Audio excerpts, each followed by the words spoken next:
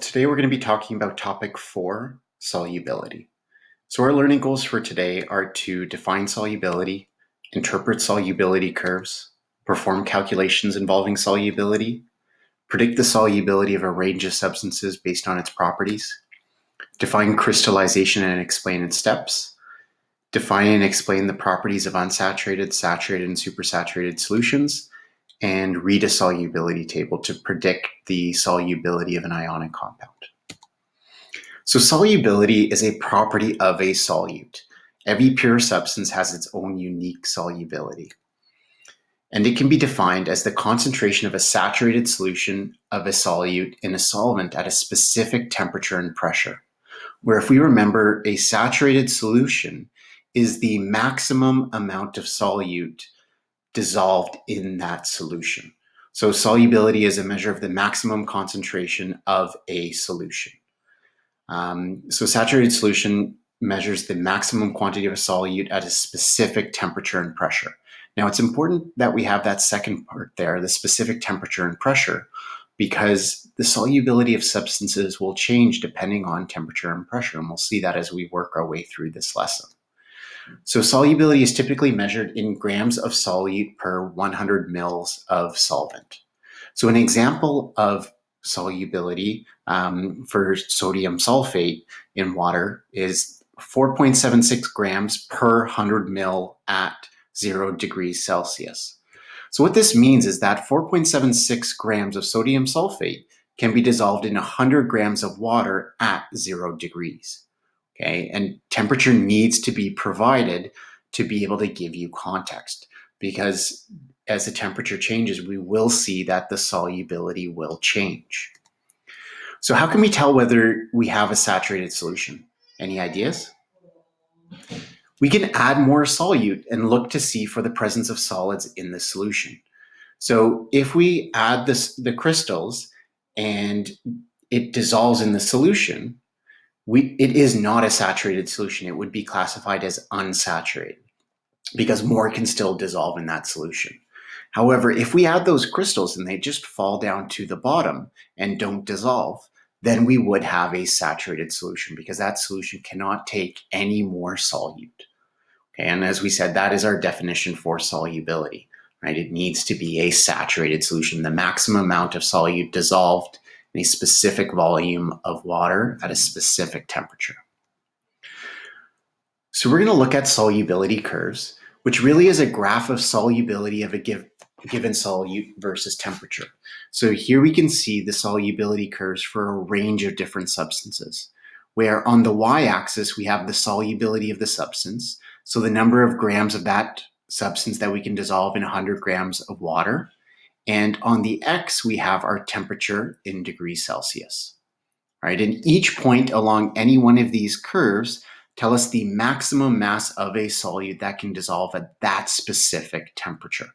Okay? It will tell us how to make up a saturated solution for that substance. Okay? And these are graphs that take the maximum concentration that we can dissolve versus temperature, and give us a very quick and easy reference to answer questions involving solution concentration. So we're going to look and try to ask a few basic questions to analyze this graph. So what is the solubility of NaCl? If you said that you can't answer that question, you're right. We need to have a little bit more context. We need to know the temperature. Okay, so let's say if we rephrase that question and we said, what is the solubility of sodium chloride at 100 degrees? Take a moment, look at the graph and see what you think. Okay, if you got approximately 40 grams per 100 milliliters, you're right. Okay, so as we look here, we're looking at our temperature of 100 degrees. Okay, and then we're going up trying to find NaCl, and we can see that we have NaCl here, and we just working our way across here, and it says 40. And it says 40 grams of salt in 100 grams of water. Remember, 100 grams of water is synonymous with 100 milliliters of water. Okay, so we can say that approximately 40 grams of sodium chloride can dissolve in 100 milliliters of water at 100 degrees Celsius. So what if we said NaNO3 at 10 degrees? So we're going to go and look at 10 degrees. We're going to look for NaNO3, work our way up, And here we see NaNO3 and we can see that it says 80. So approximately 80 grams of NaNO3 can dissolve in 100 mils. Okay, what if we had 200 mils of NaNO3? How much could be dissolved? It would just be twice this number, 160 grams. Okay, and we'll see some sample problems where we'll be doing that. Okay, now do you notice any general trend for the solubility of most of these compounds? If you said that you notice that as the temperature increases, the solubility for most of these increase. And of course, there are some exceptions, as we found that is always true in chemistry. But as we will see that for solids, and particularly solid ionic compounds, as the temperature increases, the solubility will increase. Okay, so solids usually have a higher solubility in water at higher temperatures. Now, why is that the case? Okay, so if we think about it, temperature really is a measure of kinetic energy. Okay, the motion of these molecules. If the temperature is higher, the molecules are moving faster. So that means we have more energy to break apart the crystal lattice and dissociate those ions, right? Because for a substance to dissolve, we remember that it needs to dissociate, right? We need to break the ionic bonds.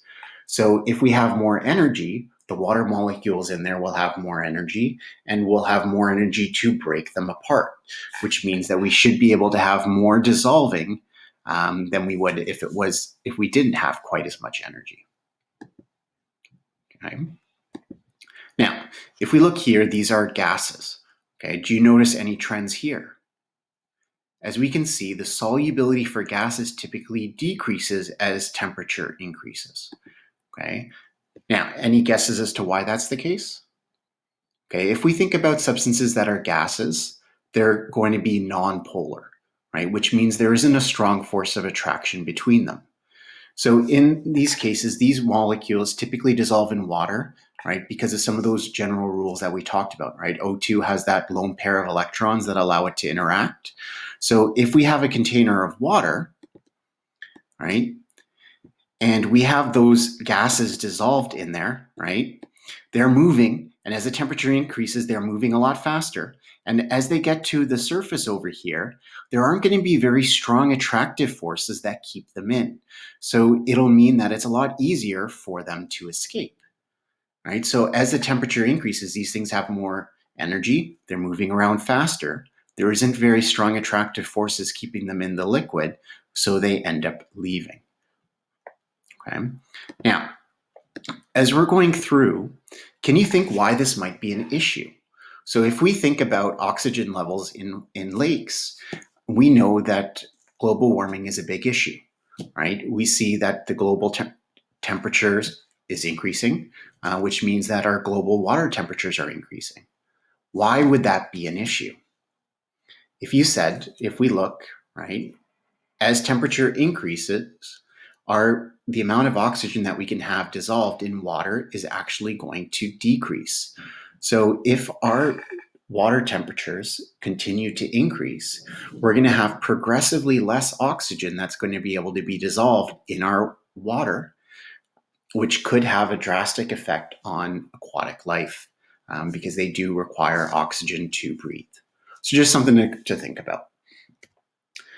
So as we're going through, there's a cool video that I will post on Edsby for you guys to watch, just to show the difference between gases coming out for a cold and a hot solution. So in terms of solubility in water, there are some other generalizations. It's difficult to generalize the effect of temperature on solubility of liquids, okay? But solubility of polar liquids generally increases with increasing temperature. Some liquids, mostly nonpolar, won't dissolve any appreciable amount in water, and that's the case they're said to be immiscible, right? We'll see two separate layers forming. Some liquids will dissolve completely at any proportion, and those are said to be miscible, and they'll mix at all proportions. Elements typically have low solubility in water. Although halogens and oxygen does dissolve in water, it's very small amounts. And as you've noticed in chemistry, there's always exceptions to every single rule that we're looking at. Okay?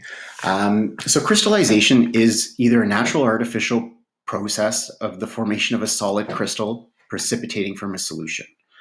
Okay, it can be a very slow process, or it can be speeded up by heating a solution. So examples of that, of crystallization, happens in caves. Like if we see some of those deposits for the stalactites and stalagmites in cave, which are these really cool protrusions that we see in the picture over here. So these steps happen in kind of two steps. So the first is a nucleation phase, where some of these solute molecules actually collide and connect together. And then once they do, we'll end up having crystal growth where the solute starts to come out of solution. Okay, so the reason why we're bringing this up is for supersaturated solutions. Okay, a supersaturated solution refers to a solution that contains more of the dissolved material than can be dissolved under normal circumstances. Okay, now that typically forms by creating a saturated solution at a higher temperature. And we know at higher temperatures we can have more stuff dissolved, and then cooling down that solution. And if we remember, if we're looking at our curves, right, the solubility of substances increased as the temperature increased. So if we have a solution made that's at a saturated solution here, and we cool it down, the solubility for that substance will decrease. Okay, what we'll find is that not all of the time will all of that solute start coming out of solution. Okay, it'll actually still stay dissolved. And that's when we have a supersaturated solution. Okay, but it is very temperamental because it doesn't like having all of that dissolved. So as soon as any of those crystals start coming together and we have nucleation, we're going to have crystal growth where all of the solute that shouldn't be in there will come out. And the amount that'll come out will just be the difference between the two, based on what you would expect on your solubility curve. Okay, and you'll be looking at that for some of your homework.